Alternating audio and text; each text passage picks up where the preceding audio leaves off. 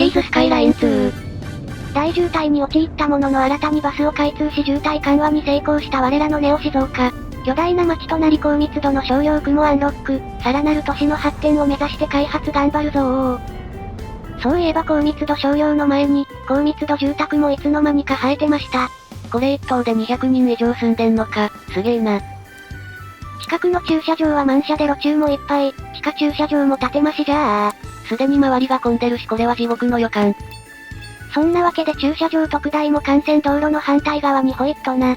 すでに路中でいっぱい、タワマンの奴らみんな路中してそうだ。商用に乗っ取られたオフィス街、顧客不足で見るも無残な様子。品物が届かず売るものなくて、収益出てないとかもあるらしいな。じゃ住宅街周りのお店取り壊して、ライバル店を減らしてあげよう。潰された側の商店はたまったもんじゃないぞ。まあここ道路拡張したかったから、潰されるのはもともと時間の問題。さいですか。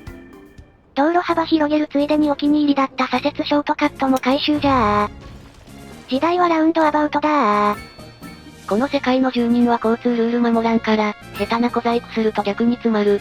とりあえずこれで様子見。あ、マッスルカー用車庫が邪魔で道路が拡張できん。これは他に移築しましょ。適当な移築先が決まらん、ならば川岸を整地して作るまでだあ。力技。マッスルカー移築完了。マッスルマッスルー。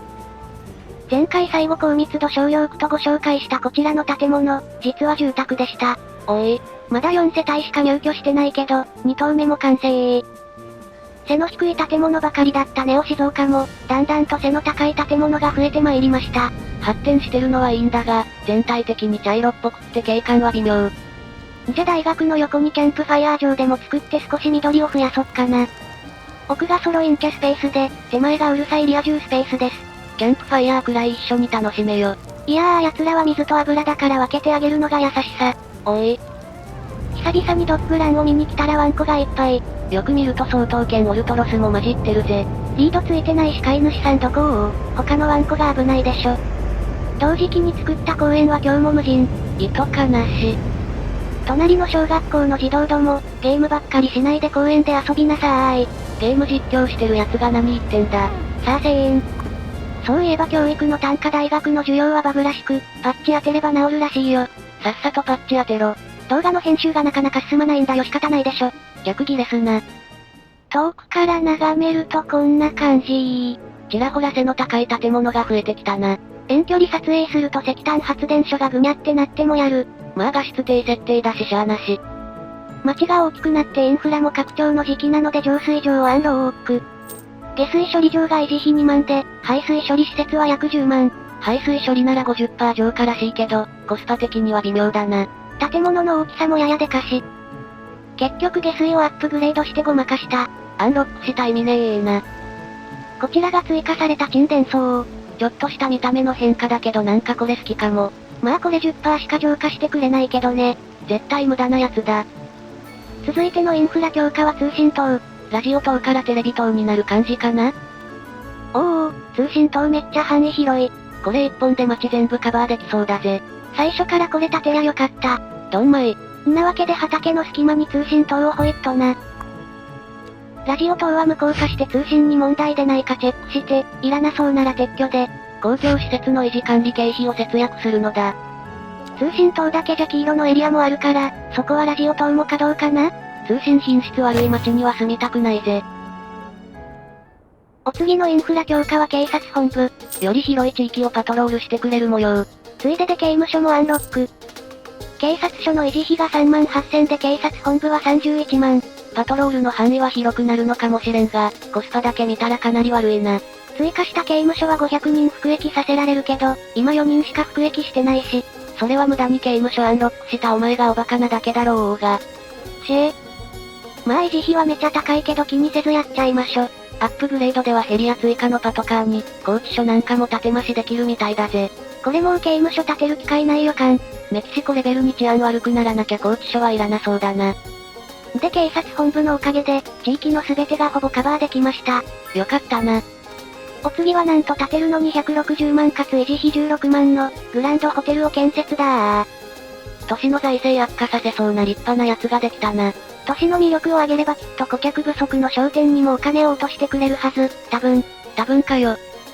ホテル周辺がスッカスカなのは寂しいので高密度商用区を設定。今回は見た目を確認したかったからテーマを北アメリカ風に設定したぜ。高額納税者であるタワマン市民の隣に低家賃住宅民が住むとはこれいかに、撤去じゃあ。そもそも建てたのお前だろうが。そうだった。で跡地はだーっと高密度住宅建てて、幹線道路にも高密度商用をだーっと建設。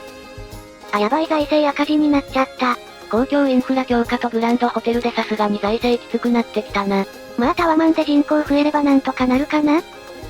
おっと紅葉区の高速入り口が渋滞。一応動いちゃいるっぽいな。列が高速まで伸びてはいないけど、このままだと少しまずいかも。物流が滞ると生産性にも影響出てきそうだもんな。道路問題片付ける前に、最初の住宅地の一部を低密度から中密度に建て替え。人口を増やして税を徴収し、財政の健全化を図るのだ。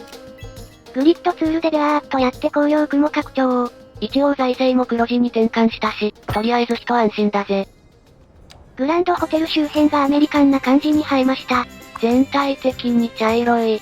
全面ガラス張りで光を反射して、周囲の建物に迷惑かけそうなかっこいい建物が欲しい。こらこら。産業特区の鉱石採掘がアンロックされてるの忘れてたので、採掘エリアに追加。お、炭鉱と見た目違って地下に潜ってくトンネルみたいのあるぜ。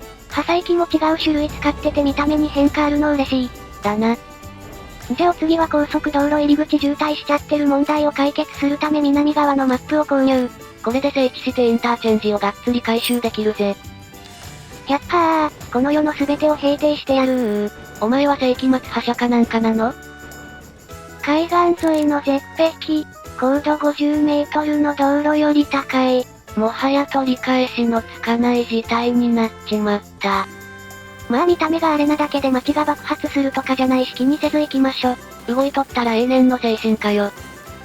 そこまで言うなら安倍川河口を、リアル静岡よりの形にちょっと修正しとくよ。てか静岡に縁もゆかりもない土地なんだから無理に修正しなくてもいいだろ。一応ネオ静岡なので、謎のこだわり。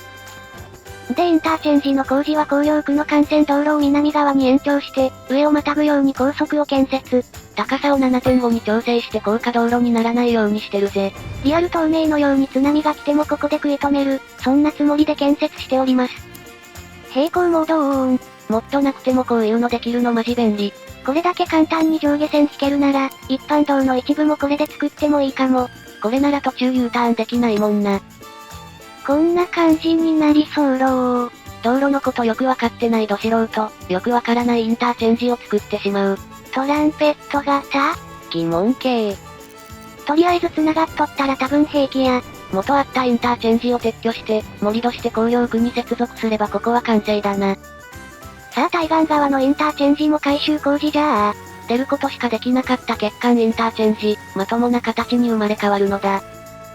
とりあえず既存の高速を撤去して平坦化して、平行モードで綺麗に敷き直し。直線からの平行モードで曲線つけるの、自然な感じにできていいな。じゃここに華麗なるインターチェンジで、オフィス街に接続しましょ。これのどこに華麗さがあるというのだろうか。一つ目のインターチェンジで力尽きちゃった。おい。高速道路に90度で接続することで上下線の道路を一本にまとめるコンパクト設計。しかも出入り口もラウンドアバウトにより、上下線好きなとこに行ける超高機能インターチェンジだー。リアルでやったら高速から降りる時の直角カーブで絶対事故るぞ。ネオ静岡の住民は皆プロドライバー並みのドライブテクニックなので大丈夫。マジかよ。なぜ先に作ったインターチェンジは多少はまともなのに、後半はあれほど残念になるのか。まあお前ど素人だし。そして真面目に作った方が渋滞しているという悲しみ。なんか合流地点で謎の停止してるっぽいぞ。そこは一方通行だし信号もないんだから止まるんじゃありません。この角度から見た感じ少し道路変になってるみたいだ。もう、修正工事じゃあ。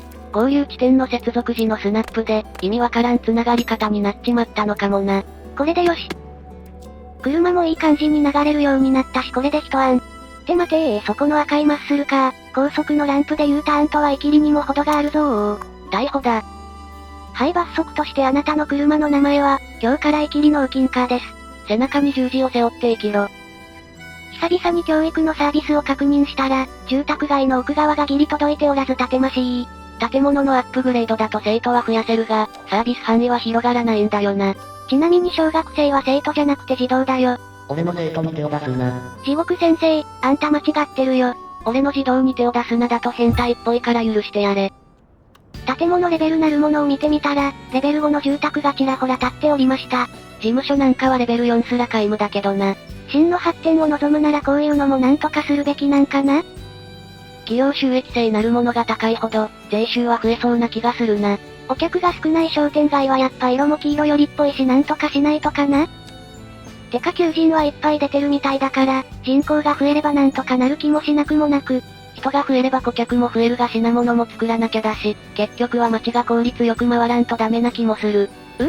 難しい。元低家賃住宅が一部タワマンに生え変わりました。資金が100万切ってるし、がっつり納税頼んだぜ。その結果駐車場が埋まり、さらに地下駐車場を追加で建てましたら大渋滞に。小屋近くに駐車場並べるのダメだな。てか U ターンしてるだけのやつ、ぶっ飛ばすぞ。ほんとこの世界交通マナー悪いぜ。そういえば化学ファクトリー開放されたの忘れてた。これ建てるだけで街全体の工業効率2%アップ。ふむふむこれは薬品生成して総内で立ち。住民もちょうど2万超えたし、さらなる発展に期待だぜ。ネオ静岡の科学は世界一いい。いつかなるといいな。ではインターチェンジ作り直した時に送電線切っちゃったのに気づいてこっそり修理しながら今回はここまで。おい。続きが見たいと思っていただけたら、チャンネル登録高評価、よろしくお願いいたします。多分更新します。次回パッチで阿鼻教官。果たしてネオ静岡は突如滅ぶのか？気になる方はチャンネル登録がおすすめなんだぜ。ではまたお会いできることを願って。じゃ、またねー。